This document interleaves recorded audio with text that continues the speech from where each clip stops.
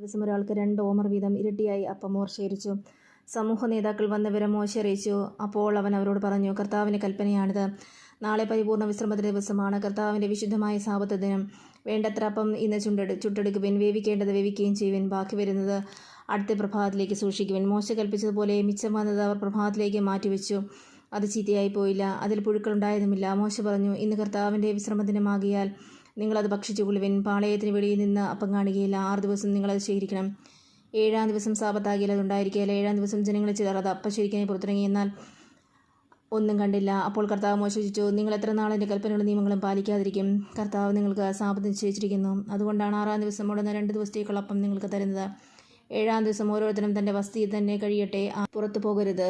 അതനുസരിച്ച് 7-ാം ദിവസം ജനം ശ്രമിച്ചു. ഇസ്രായേൽക്കാർ അതിന് മന്ന എന്ന് പേര് നൽകി.